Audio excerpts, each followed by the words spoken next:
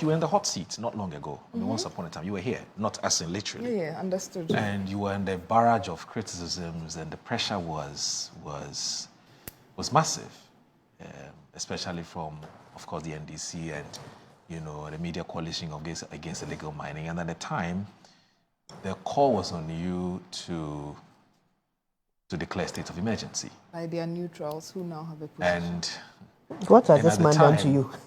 And at the time, I remember Abu Jinapo was all over the place trying to tell us that, look, declaring a state of emergency have very dire consequences for the country. It's not as easy and as straightforward and as simple as, you know, at the time, those who were making those calls were making it seem. Now, what have you been reflecting on, listening to what she's saying, and the fact that you were there some time back? I'm sure it's the same thoughts that was going through your mind and the minds of all the viewers at home. I was very, very surprised with my dear friend Gabriela's take on this matter this morning. It's surprising. Wonders in this country really would never end, because this is the same government or party that was telling us that everything is wrong. They did not even differentiate between legal and illegal mining.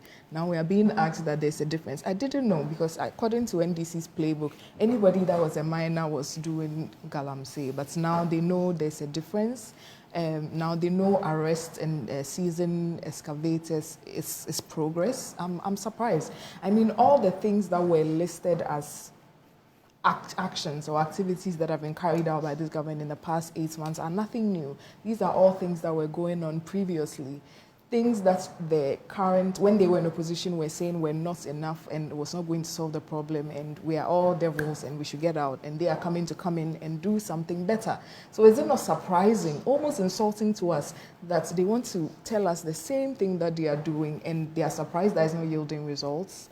I mean, that's where my confusion is, because this blue water gas, they were river wardens somewhere late last year. The same thing. Alternative livelihood program has been there for years. In fact, I don't even want to go into that part. What was the point of renaming it or whatever? You've not done anything new. Our Galamseyers have been arrested in this country since time immemorial. It's not nothing new. It was on the back of all of this that we saw that we've tried all these things, A, B, C, D, E, and we are not really getting the results we want. It's about time we do something different. They raised hell's fury on Ghana just because it was an election year and they saw that that was one of the strings they could pull on to come into power. I don't see why anyone would say that the anti-Galamsey task force should be disbanded, even though I know, yes, there's a lot of room for manipulation. And it's something I've always said, even last year when we were in the hot seat, that one of the biggest problems with dealing with this is because you would need human resource. You need human beings to go around to take care of the enforcement if you want to use like an enforcement approach to deal with this. And the truth is that the sector of gold mining is very, very, very lucrative. And so it is very, very easy for people to be manipulated when they go there. You are going there with a salary of, even if it's $5,000. Then they open about $10,000 to you. I mean, it would take maybe 1 in 10 people who would have that strong will to be able to say no to that. So obviously we know that's something that used to go on. It's a problem that we used to face when we were in government, and it's something we told them. But no, at that point they were telling us, no, the waters are dirty because we are doing Galamsey. Even though some members of the party who were doing legal mining at that time, it was very convenient for them to paint everybody the same thing.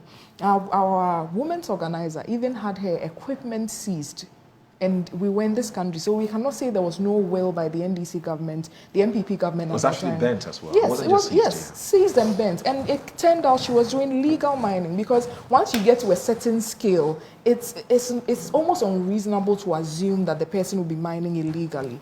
Sometimes they might not be doing the practices in the most environmentally friendly way, but to say they were illegally mining, you are just stretching the matter.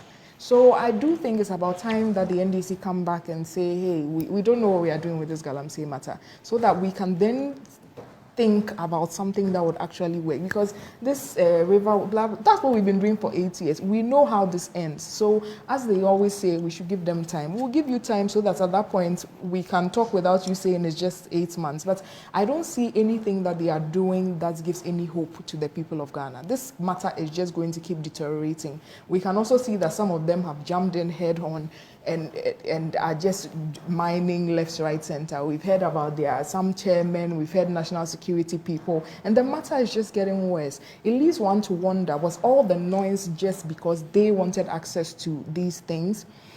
Another issue that I would like to point out with Yamin's post, it's quite obvious he was campaigning. So it's not like this is a matter for Nick. He was campaigning to the people of Akwatia, which is the stock and trade of the NDC. They go to places and they utilize issues that they feel will pull on their heartstrings. So he's talking to miners and he's telling the miners that, oh, the tax force, they are disturbing you, so we should do something about it. It's a way to win votes, and that's what they've been doing in these mining areas to create so much disaffection for the people that were actually fighting the problem. So I don't know, I think it's about time that he's called to order. They're in government now, they should be more responsible about how they go around campaigning to people.